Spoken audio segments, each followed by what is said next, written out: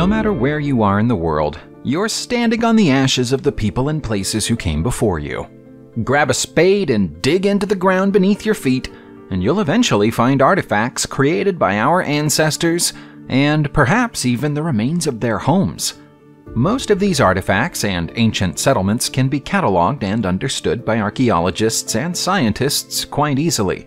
But not all of them can. Some of them remain a mystery, as you're about to see. NonMadol is such a puzzling site to look at that archaeologists sometimes joke that someone put it there as a prank to annoy them. You'll find it on the tiny island of Pohnpei in Micronesia. NonMadol is an ancient city, but nobody knows quite how old. Guesses range from 1,000 years to 1,500 years. In either case, the skills involved in building structures like this on top of a coral reef were several centuries ahead of their time. Not understanding how NonMadol was built is just one of the problems that the site poses. The other big issue is that the stone used in its construction isn't native to the island, and nor is it native to anywhere else in Micronesia. Given that the stones can weigh 50 tons each, we're left with the impossible conclusion that whoever built NonMadol transported the stones long distances across the sea, using only the technology that was available at the time, at least 1,000 years ago. That ought to be impossible, and yet the ruins of the city remain standing as proof. As for why it eventually became abandoned, well, that's yet another mystery. A lot of what you need to know about Waffle Rock is contained within its name. It's a rock, and it has a pattern on its surface that looks like it was made with a waffle iron. The rock, which is in West Virginia, USA, might not seem all that mysterious. But that's only until you find out that science has no good explanation as to how the pattern got there. The crisscross pattern is complex and intricate, with straight lines intersecting at regular intervals to create a pattern that looks artificial. According to the U.S. Corps of Engineers, which has performed repeated tests and studies on Waffle Rock, there's nothing artificial about it. They insist that it's a 300-year-old sandstone rock that was left looking like this by a tectonic plate shift, which cracked the rock and allowed iron oxide into the cracks, slowly creating this pattern over a period of millions of years. The scientific explanations sound convincing to some people, but not to others. The doubters point out that there's no reason for iron oxide to make such a symmetrical pattern, and the chances of a tectonic plate shift creating such symmetrical patterns are extremely low. The debate rages on. The Stromatolites of Hamelin Pool in Australia are so old that it's difficult to process what you're looking at when you see them. Described by scientists as living fossils, the Stromatolites provide us with an insight into what planet Earth might have looked like more than 3 billion years ago. To all intents and purposes, they look like rocks, and even feel like rocks. But they're not. These things are alive, and they're made of colonies of one of the planet's very first life forms. Stromatolites are created by cyanobacteria, which has existed on Earth since 3.5 billion years ago. As a species, they're older than plants, any other form of photosynthetic organism, and any other complex life form in general. It was the oxygen generated by cyanobacteria that made it possible for plants to exist. When they come together to make stromatolites, a process that involves millions of bacteria, they can theoretically continue to reproduce forever, growing the stromatolites at a rate of 0.5 millimeter every year. There are very few places in the world where live stromatolites can still be found today, and Hamelin Pool contains by far the widest variety. Tom Mayer is an archaeologist and an expert on biblical scriptures. He spent most of his life trying to prove that the Bible is truly the Word of God, and his discoveries often have to be taken with a pinch of salt. Earlier in 2021, for example, he claimed to have found Noah's Ark. That turned out to be incorrect. He might have a point about the Cyrus cylinder, though. The artifact was found in ancient Babylonian territory in 1879 and is named for the legendary Persian king Cyrus the Great. Most archaeologists agree that it's around 2,500 years old, and that the inscription on its surface is an edict from the king. The edict is written in Akkadian cuneiform and orders people to return to their homelands to build new cities there after the successful Persian conquest of Babylonia, which happened in the year 539 BCE. This seems to correspond with a story in the Bible that the Jews held prisoner in Babylonia during this time were set free and sent back to Israel to build a holy temple in Jerusalem.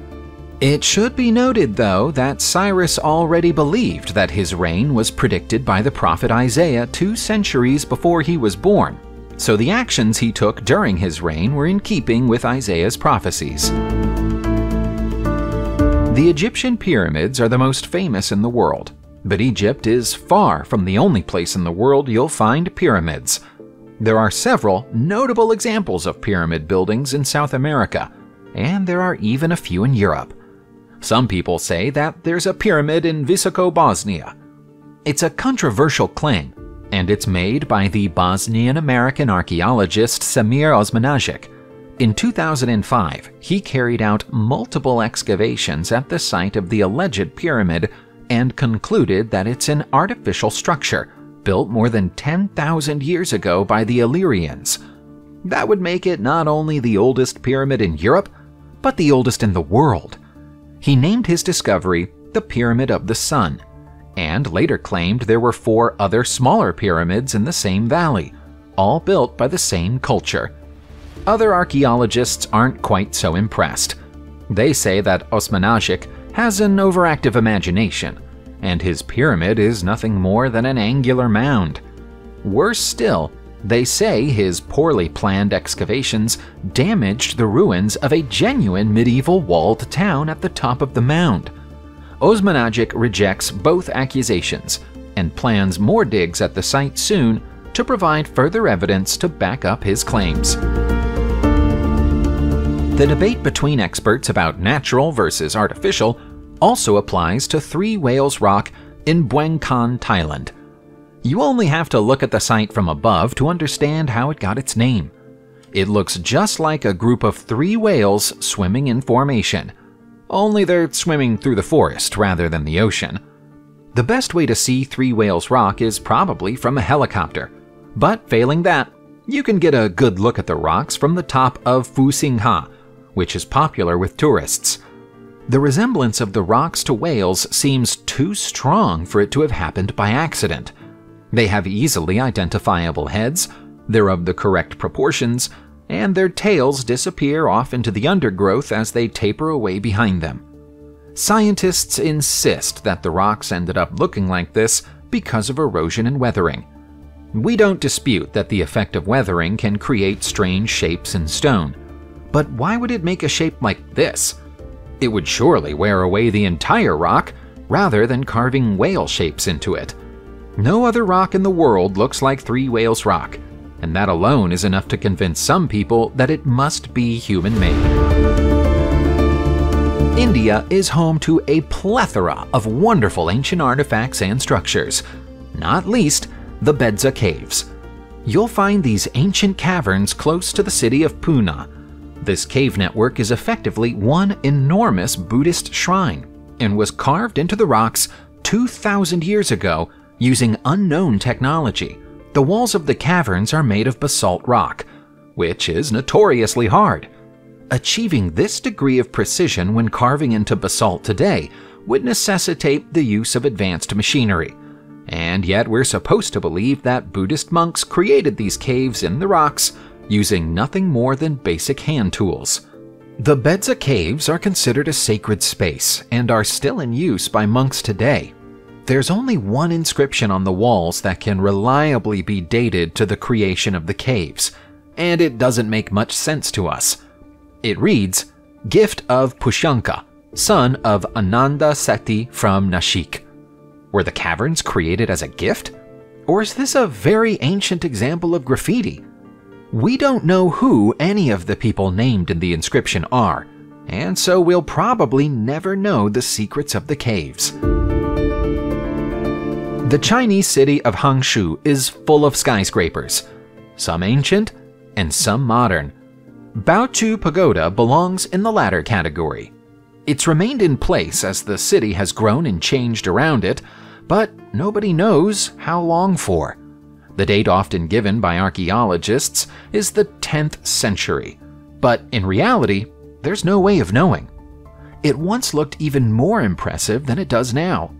Somehow, an attempt at restoring the tower in the 1930s ended with the loss of a third of its height. Prior to that, it stood 150 feet tall. The thing about Baotou Pagoda that archaeologists struggle with is that they can't work out how it was built. The building lacks a staircase inside it. The only way of climbing to the top of the tower is to scale the outside. That leaves us with two questions.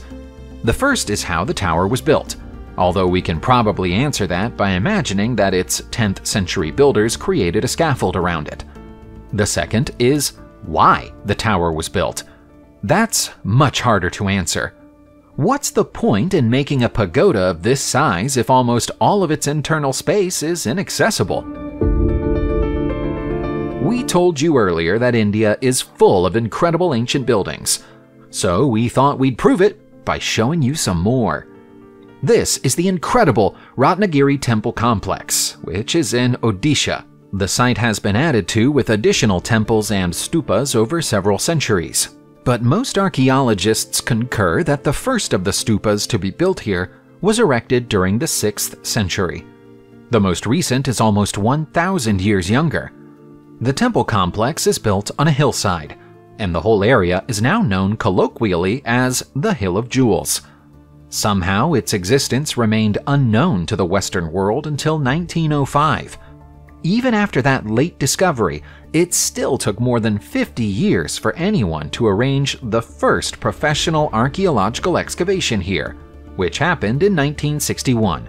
That excavation couldn't solve the mystery of why so many of the stupas have features that look a lot like TV aerials on top of them.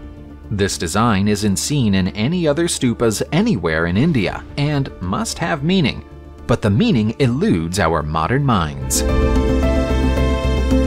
How did people stay warm in the time before central heating? That's a big question with a lot of different answers. The Romans developed a method of central heating more than 2,000 years ago, but different solutions were found at different times all over the world.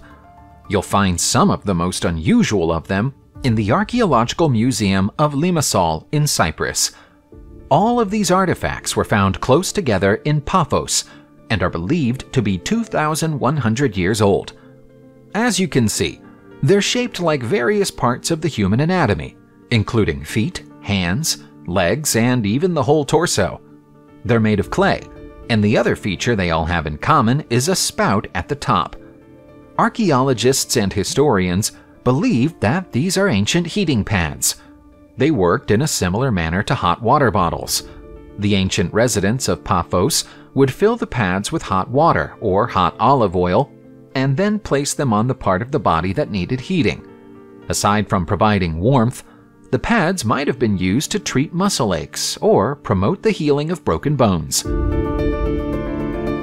The cisterns of Carthage in Tunisia are yet another remarkable architectural achievement by the Romans.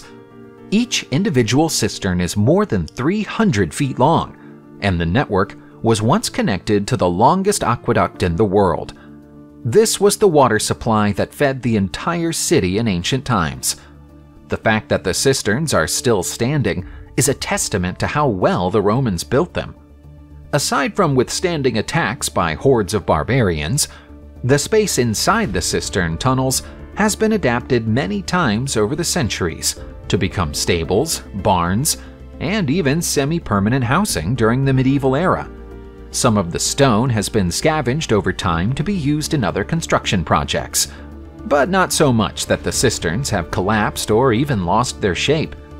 The Tunisian government eventually stepped in to protect the site in the 20th century, identifying them as a national monument and prohibiting redevelopment of the area, as well as providing a fund for repair and restoration. When you stand inside the cisterns and look up, it's incredible to think that people living all that time ago had such advanced knowledge of hydraulic engineering. Murdoch's gold disc has been confusing archaeologists ever since it was found in East Friesland, Germany in 1910. Every time an expert thinks that they've solved the mystery of the artifact, another expert turns up and tells them they've got it all wrong. The farmer who found the disc in his field thought it was an attractive but worthless piece of old junk, and so gave it to his son to play with as a toy. A few years later, the family called an antique dealer to their home to value some old furniture they were considering selling. But the disc caught the dealer's eye immediately. He bought it from the family and then contacted a museum for further investigations.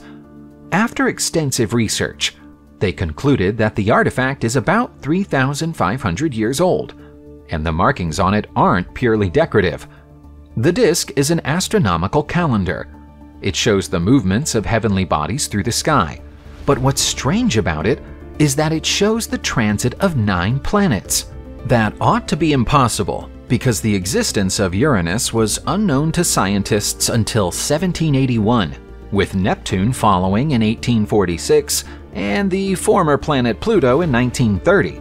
Whoever made this disk seemed to have knowledge of our solar system that was impossible for their era. Subscribe to the channel, turn on the notification bell, and enjoy watching new videos on my channel. Thanks for watching, and see you soon!